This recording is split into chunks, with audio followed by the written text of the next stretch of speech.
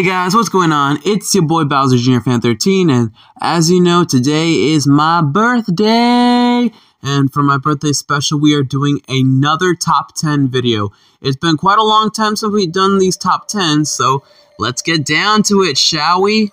So, those of you who have stuck around the channel recently, or has been around since the beginning, this is no secret to you all, but I love BlazBlue. It's one of my most favorite video game franchises of all time. It's one of the best fighting games that I've ever played, and I'm just obsessed with it. But what if I was to tell you that BlazBlue was not what you thought it was? Because in reality, what if I were to tell you that BlazBlue was actually a spiritual successor?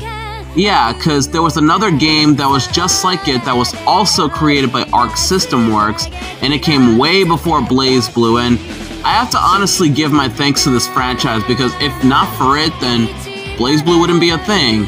And those of you who know Arc System Works games, you guys know exactly what I'm talking about. It's the one and the only.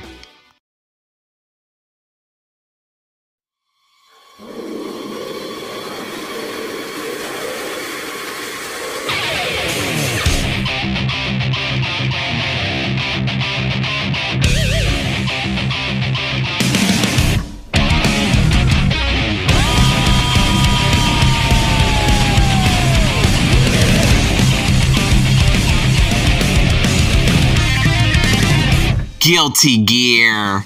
Guilty Gear is one of those games that whenever I'm not playing BlazBlue, Marvel vs. Capcom, or Smash Bros, or any of those other regular fighting games that I usually play, I would every now and then find like some time to play some Guilty Gear, because there's just so much things to love about Guilty Gear. It's awesome gameplay, its lore, which like BlazBlue is extremely confusing as all heck. Its heavy metal anime aesthetic, its soundtrack, which, by the way, did you know that the BlazBlue composer Daisuke Ishiwatara is the Guilty Gear series producer, composer, story writer, and a voice actor? Yeah, how shocking. But yeah, aside from all that, there's also one of the most important things that make me, like, extremely attached to this franchise. The characters.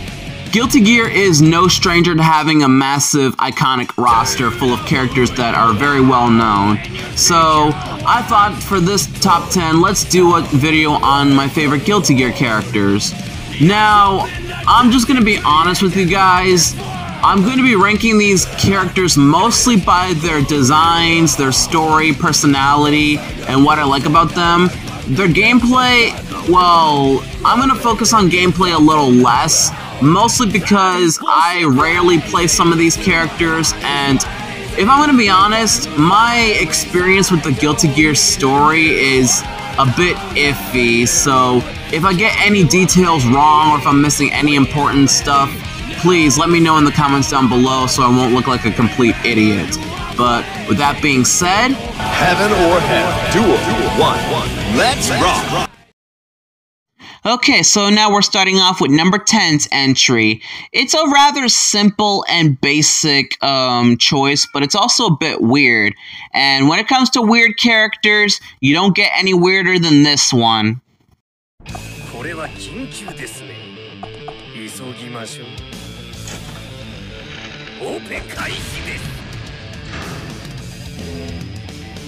Faust.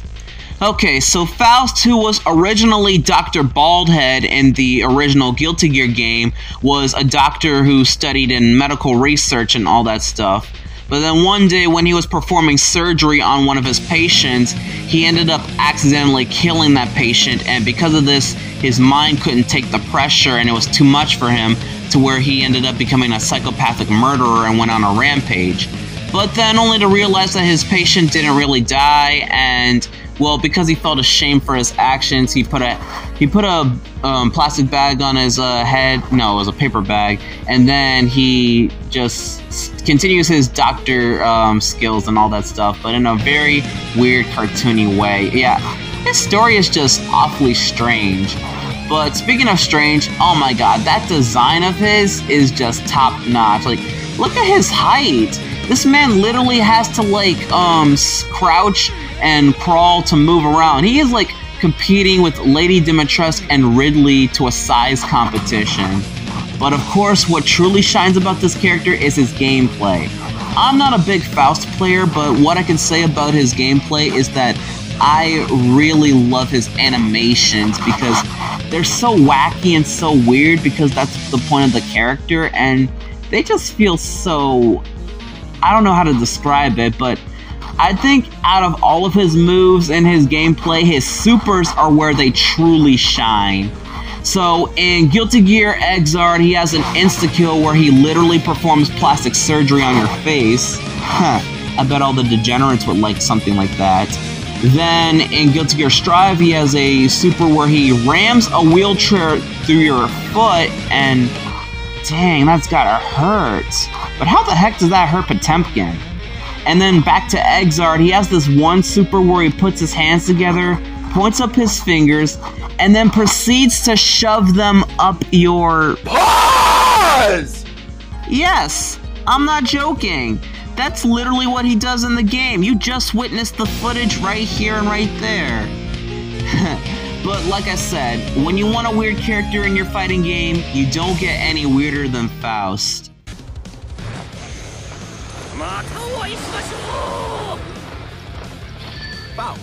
Win. Straight. Okay, so we're at number 9's entry, and pop quiz, because this one's an easy guess for all of you.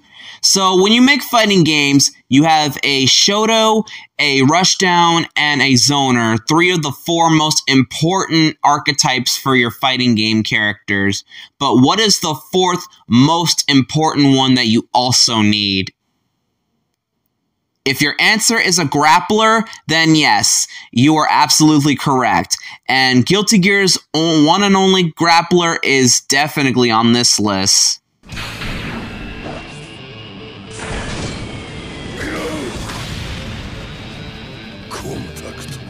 Pkin. Alright, so Pkin has a pretty simple story. So he was part of this country called Zeph, and he was originally a former slave, but then ended up joining a revolutionary army, and nowadays he's working for the president. So it's a pretty simple backstory. And also, I really like his design, and part of his story also ties into his design. Like, I'm not gonna lie, when first looking at Potemkin's human design, I did not know this is what he looked like. So, I was more familiar with the robotic form because I was wondering how did he turn from human to a robot?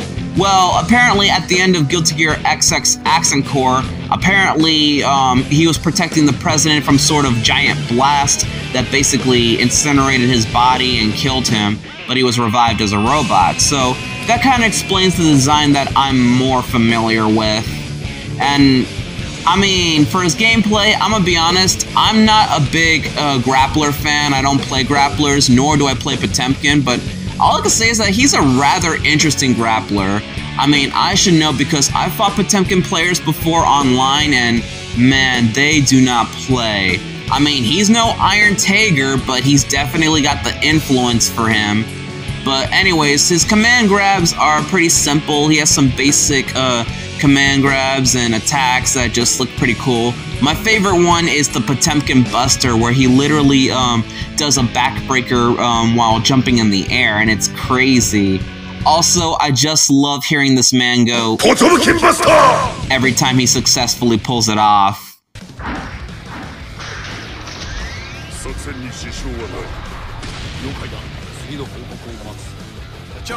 Win. Straight. Alright, now we're at number 8's entry. So you got all these characters who have different fighting styles, and one of my favorite fighting styles that I love in fighting games are ninjas, because ninjas are so cool. And Guilty Gear definitely has a handful of ninjas in their games, and I think, of course, one of them stands out the most, and I think you all know exactly who that would be.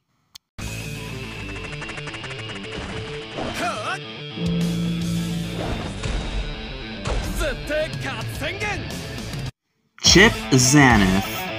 Oh man, this character is literally one of the best looking ninja characters I have ever seen. This man gives me Bang Shishigami vibes. Plus, his backstory is extremely weird, yet it's so cool. So, basically, Chip originally started out as a drug addict who was living on the streets and stuff, but then he got adopted by this old master who took him in, cleaned him up, and trained him in ninjutsu. But then his old master got killed, so he decided to get revenge and avenge his master, but that whole thing didn't go out, so he just walked off the path of vengeance. And he decided to devote the rest of his life for fighting for love and justice. But how was he going to do that? Simple. Run for president! I'm sorry.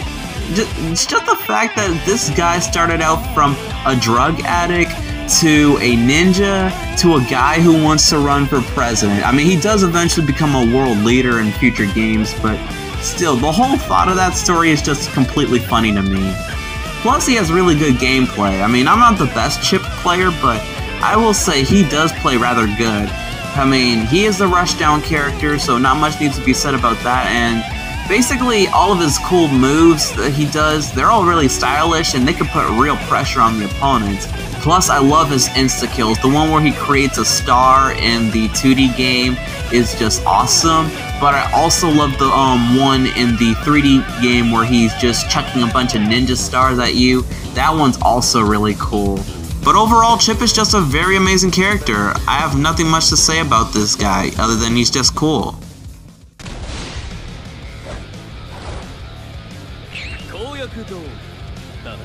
Chip, win, straight. Alright, now we're at number 7's entry, and before we get into it, I just want to warn you all, this is a very controversial pick. And I mean real controversial because it's coming from a game that everyone either loves or hates, and it has a character that everyone either loves or hates. And I'm just going to say this right now. Yes, I do have at least 1 or 2 Guilty Gear Strive characters on this list, but wait, hear me out. Just because I like these characters from Strive doesn't mean I like the game, and I don't plan on playing it because I've never played the game at all, but I just only like these 2 characters, just to let you know. But yeah, so this character is extremely controversial, but I just can't wait for the hate comments to start sprouting out as soon as I reveal him. Alright, here's the next character. There's no way you'll believe me when I say this, but I'm really hoping you guys win. Because I'd like to see you again.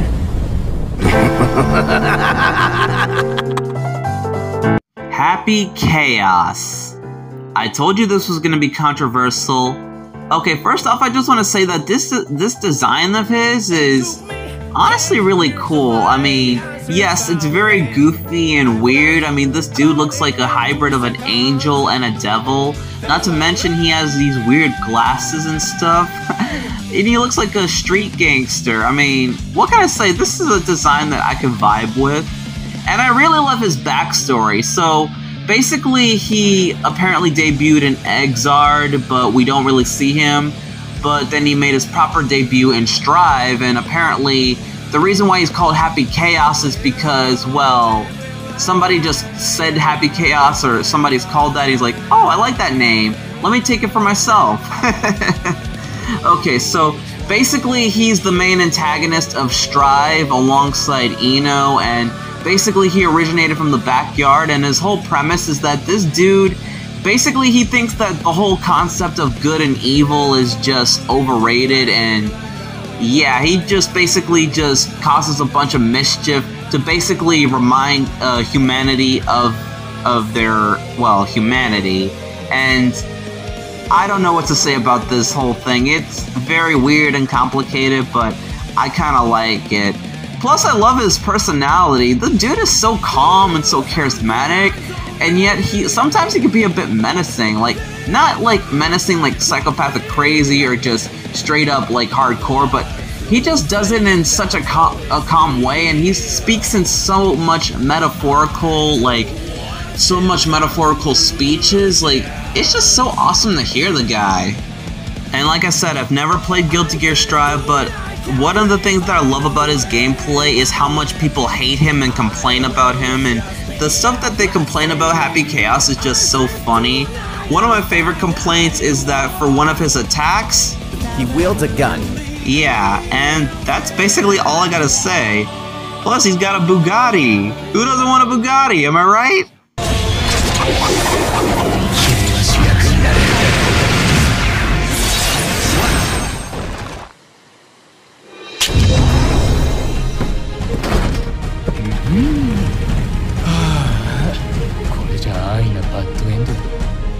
Chaos wins.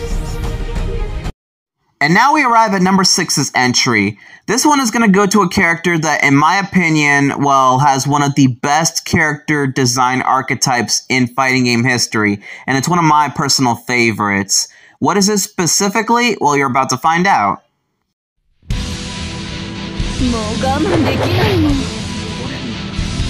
Heaven or hell? Duel.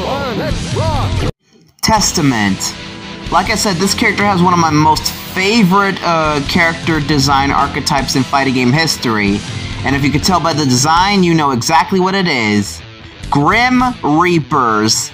I love Grim Reaper characters in fighting games or in any fictional content, like any day. Like, whenever you make like a Grim Reaper type of character, you're obviously gonna get my attention, and Testament is no exception. I really like his design. I mean, it is a bit confusing too because he kind of looks like a woman, but he's still a little masculine, and you can still tell that this is a guy regardless. Though, I do hate the design they gave him in Strive. Like, seriously, they made him looking all more feminine, put him in these weird fancy clothes. Not to mention they made him non-binary, and that kind of really ticks me off there.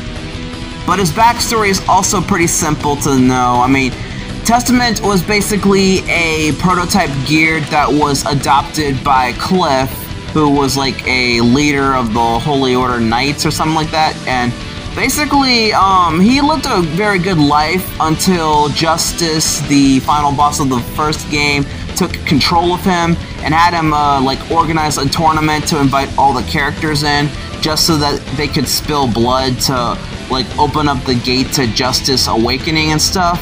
It was pretty crazy, but after Testament was freed from Justice's control, he then started to like roam around the earth and go to a forest to like, I don't know, like be safe there, and he does eventually meet Dizzy and becomes friends with her and decides to protect her. So yeah, that's pretty much all I know about Testament. Plus, his gameplay is really good. Now, I'm not the best at playing Testament. I mean, I do like his gameplay because, I mean, he's a very complicated fighter to go up against because he has a whole bunch of traps and projectiles that he can use. Like, he does have some pretty good combos to unleash, and yeah, he does have this one move where he traps you into a net or some sort of net that like puts a status effect on you. It's pretty insane. And I know, like, he's pretty insane to fight against because I've also fought against his boss fight in the first Guilty Gear game, and by God, he's so annoying to fight against, but trust me, he doesn't compare to another character that we're going to be talking about very, very soon. But overall, Testament is a very enjoyable character, and if they make another Guilty Gear game, or better yet, if we have a crossover or a proper Guilty Gear game aside from Strive, please bring back Testament, and please keep him the way he was meant to be.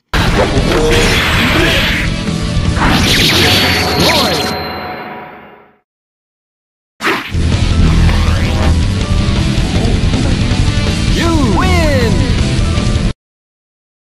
Alright, number 5's entry. This one's another controversial pick, and alright, I promise you guys, this is the last Strive character you're gonna see on this list. I pinky promise, I swear. Alright, but let's just get into this character, and I'm not gonna lie, this character when I first saw him just looked so freaking cool.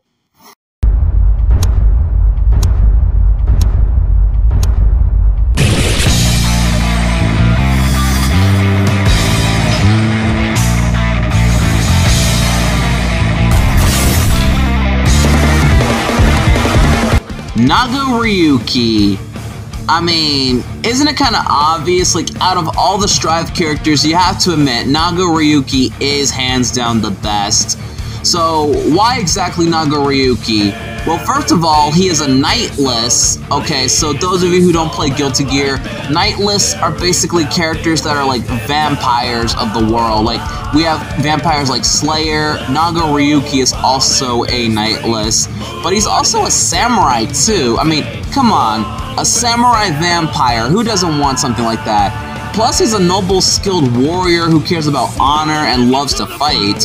And he had a pretty chill life until one day he was reawakened by Happy Chaos and Ino, and he was controlled by Chaos to, like, basically assassinate the president and cause some trouble for, like, our heroes.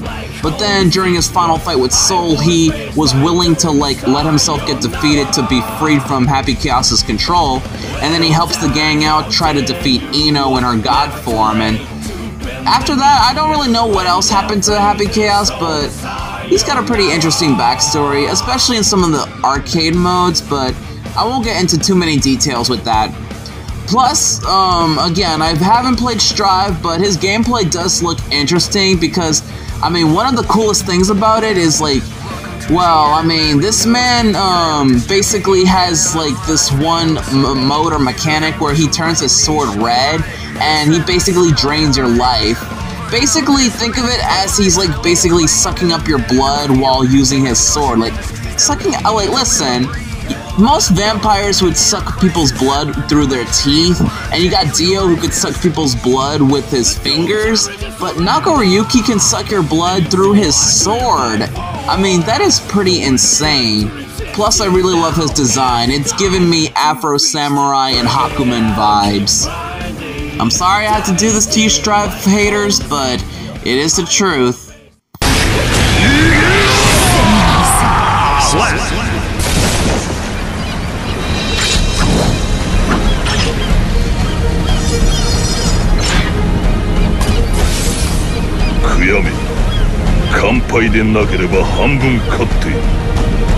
Nagor Ryuki wins.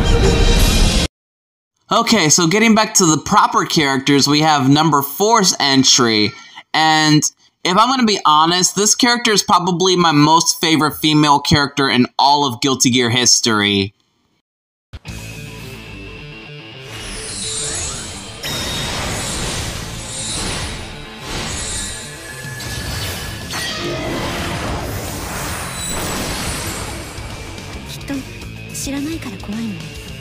Dizzy.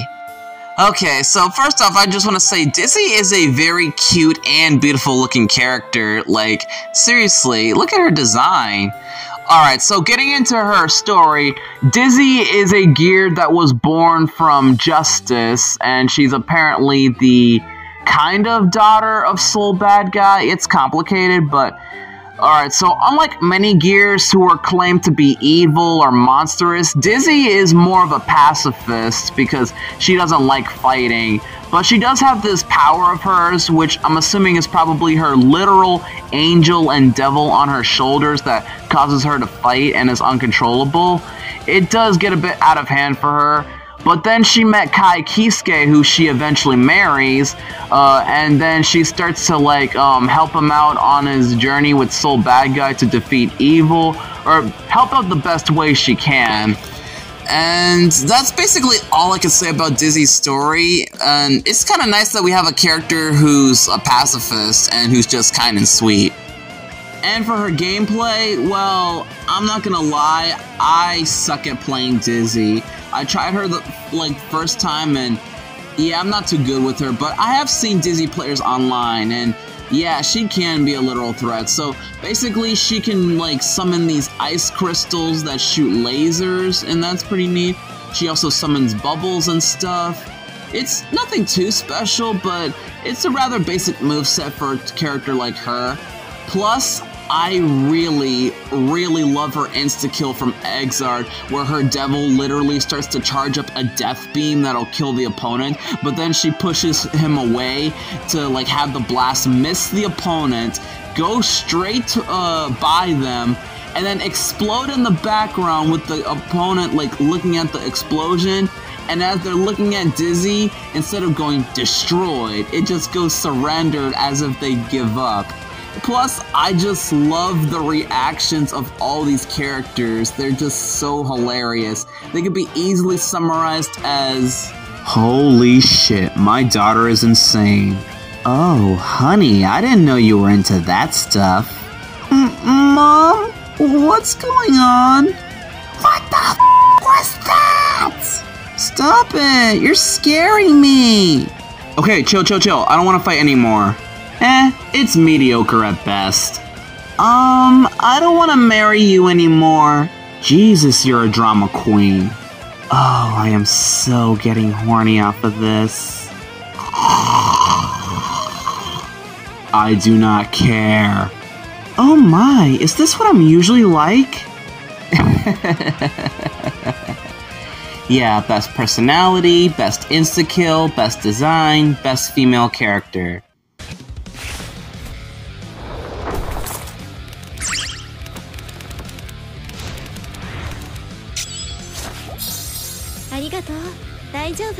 Dizzy, win, straight. Alright, so number 3. This one is going to literally the one and only best Guilty Gear villain in all of Guilty Gear history.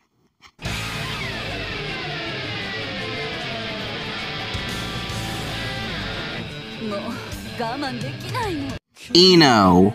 I mean, come on, what is there not to like about Ino? Because a lot of things have been said about this character that makes her likable. I mean, come on, she's got everything.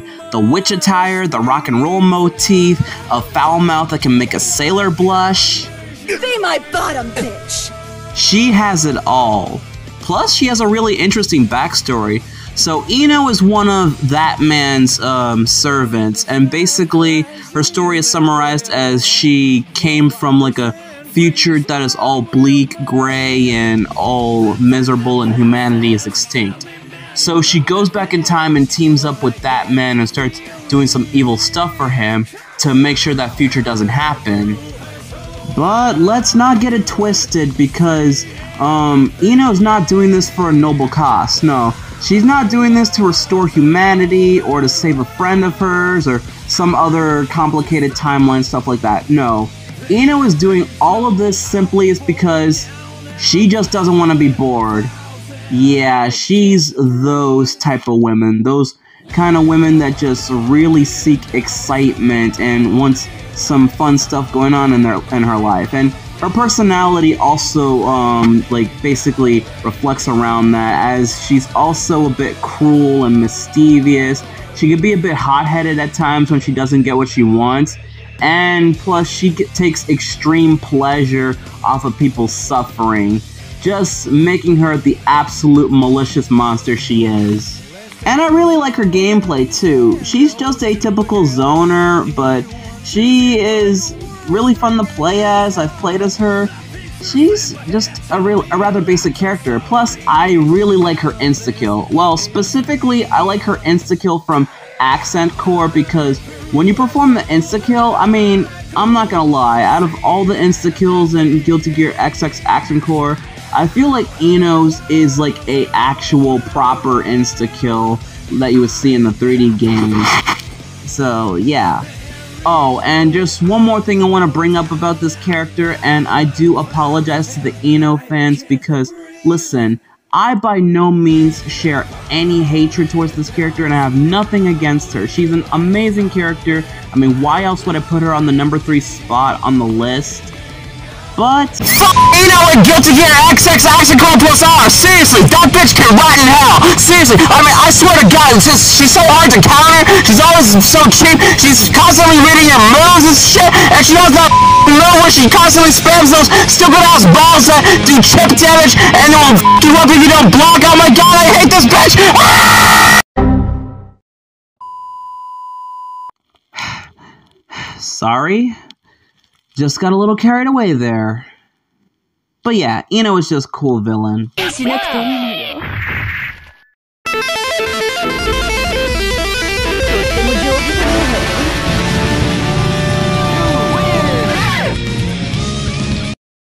Number 2. This one is honestly not too complicated. It's basically the deuteragonist of the series, and you guys know exactly who it is.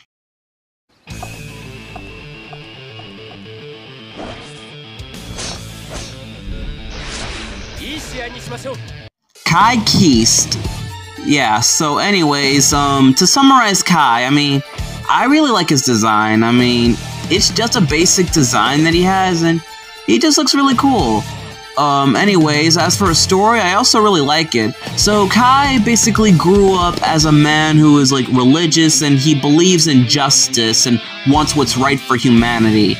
And because of this, he decided to join the Holy Order of Knights at the age of 15, which is honestly impressive. So then, he ended up becoming a leading commander, and he even befriended Soul Bad Guy, who would end up becoming his rival because of their battles, and because Soul thinks Kai is holding back his strength and stuff.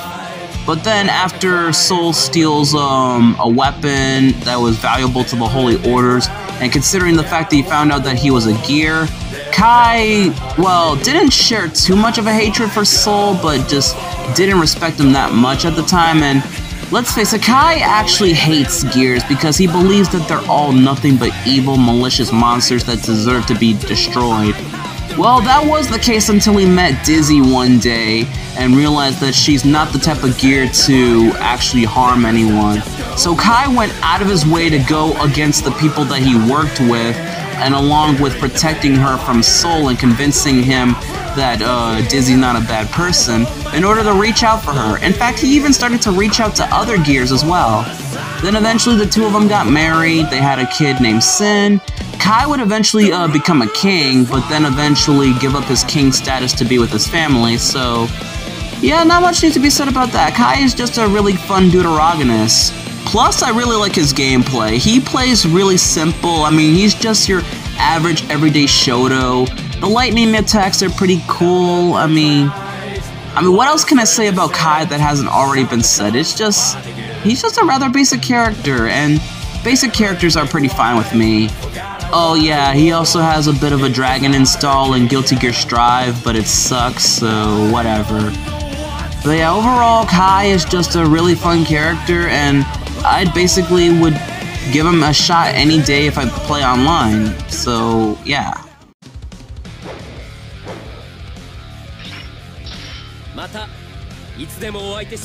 Kai, win, straight. Alright guys, before we get to my number 1 pick on the list, you guys know what it's time for. Alright, so here are the Bowser Jr. Pan 13 Honorable Mentions. Slayer. I said before that Nagor Ryuki is a knightless, Slayer is another knightless, and what I like about this guy, I mean, he's just a fancy gentleman that's just really cool and strong. He's very stylish too, and he's got endless supply of blood to feed him thanks to his wife. Which I'm surprised, how is she still staying alive after Slayer completely drained her? You know what? I'll tell you what, if this video gets 10 likes, I'm gonna do a theory video on Slayer and his wife. Jam Kuradobi. I mean, the whole premise of this woman is that she's just a Chinese girl running a restaurant, and it eventually burns down and she's trying to raise money for a new restaurant. It's weird and silly, but I like it. Johnny. He's the captain of the Jellyfish Pirates, and, well, not much needs to be said about him. He's just the captain of his own crew. He's a stylish dude. It's fun to be around. May. Johnny's simp. Or at least I think she is. I don't know. Anyways, cute cartoonish girl summoning huge cartoon dolphins and carrying a big-ass anchor. I mean, what else is there to say? Ramlethal Valentine. She's just a girl that carries big-ass swords, and who doesn't like big-ass swords? Answer. Alright, Answer can basically summarize as, you know, a ninja who is also a businessman. It's two things that don't mesh together, but just like I said with Nagor Ryuki, when you mesh two things that don't mesh together, it just feels awesome. Pkin. I can see why she's got a big fan base. She's just, you know, your everyday average tough samurai warrior woman, and yeah, that's basically the whole premise of her. Also, goddamn, those Yeeties are so big. I mean, even Elfelt Valentine would want to fondle with them. I mean, at least it's not Tao because it would have been much worse. Oh, speaking of which, Elfelt Valentine. Okay, so the whole premise with this girl is that she is so desperate to get married to someone. Like, that's literally her whole character. Like, she has an insta-kill where she makes the opponent fall in love with her, and in her outros, she's always like, alright, when we get married, we're gonna do this, we're gonna do that, we're gonna do this. I mean, like, jeez, what is this girl's obsession with getting a bride or a groom or whatever she's trying to get married to? It's so weird. And I also find it funny how people hated her in Exard Sign because she was broken, and then they nerfed her completely in Exard Rev and Rev 2. It's just so funny. Zato 1. He's your typical puppet fighter, has a cool shadow figure named Eddie. This dude gives me Venom vibes. He's just straight up this game's version of Venom. That Man, or Asuka as he's now called.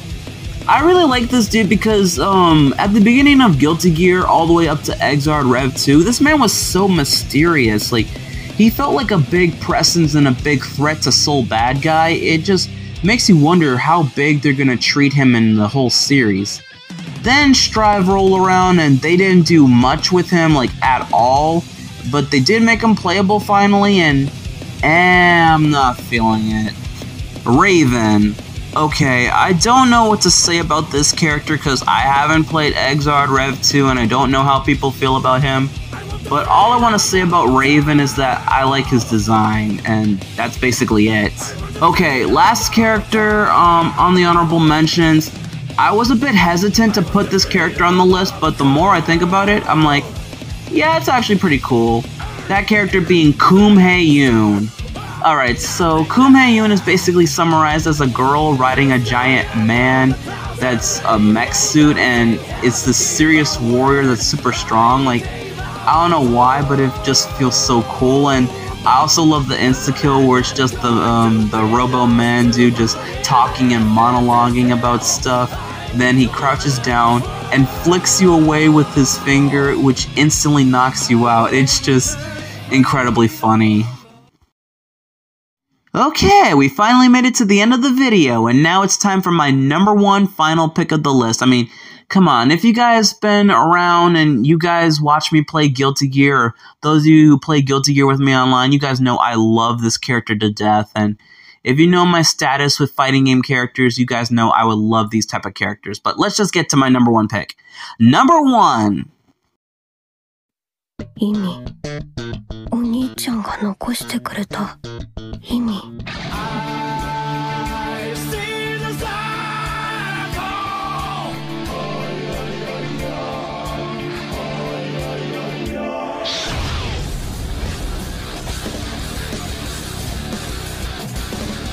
Wait, hold on. Nope, sorry guys, that was the wrong footage. Okay, here it is.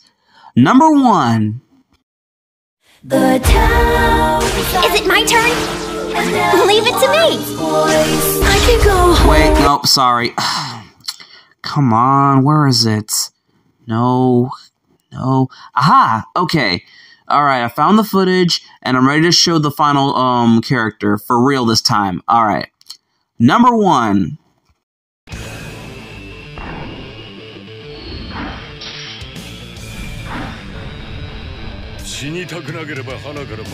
Soul Bad Guy. I mean, what is there to say about this character that hasn't already been said? I mean, I know he's another main character on my #1 spot of the list, but look guys, I can't help it. I mean, I have main character syndrome. I mean, my friend literally diagnosed me with that thing. And I mean, everything I love about Ragnar the Blood Edge, I love about Soul Bad Guy. So, alright, let's just talk about the design. I mean, it's just a basic character design you'd expect, so yeah. Plus, he has a really interesting story. So, he was originally a man named Frederick who was a scientist, and he was in love with his wife, Arya. Then, Arya got turned into a gear, he got turned into a gear because of that man, and because of this, he was bound to revenge, and he's been living the rest of his lives as a bounty hunter. He did briefly join the Holy Order of Knights with Kai and became rivals with him. Then he eventually left to take on his wife, who became Justice, and then that basically tied into Guilty Gear 1, and then all the other Guilty Gear games, he would just basically go around doing his own business, fighting against big threats that could harm the world. Basic stuff like that. Okay, also shout out to my boy Free to Think Freely for providing me footage from our gameplay together for this video. I appreciate it, man. So for Soul's gameplay, I mean, he's literally one of the most simple characters to play against, and he's just really fun to play. I love all of his moves: the Gun Flame, the Volcanic Viper, Tyrant Rave, Bandit Revolver. They're all really good. Plus, there's also his Dragon Install, which is the best thing ever. I mean, this man literally has a design that turns him into a dragon, and yeah, all it may seem to do is that it enhances his fired up special moves and stuff, but it's still really good regardless. Plus, I love when he activates Dragon Install, he goes every time he performs the move. And not to mention, Dragon Install has its own theme song in Exard, which makes him even more cooler. I also love his theme songs. If you ask me, his theme song from Accent Core and Strive are the best ones to listen to. Plus, I love his character, how he just acts like this big old badass that's just tough and just doesn't really give a crap about anything. But on the inside, he does seem like a nice guy that would defend others and stuff. Like I said, everything I love about Ragna, I love about Soul. And that's basically all I have to say about this entry, so there you go, guys. Now you guys know why Soul Bad Guy is my #1 favorite Guilty Gear character.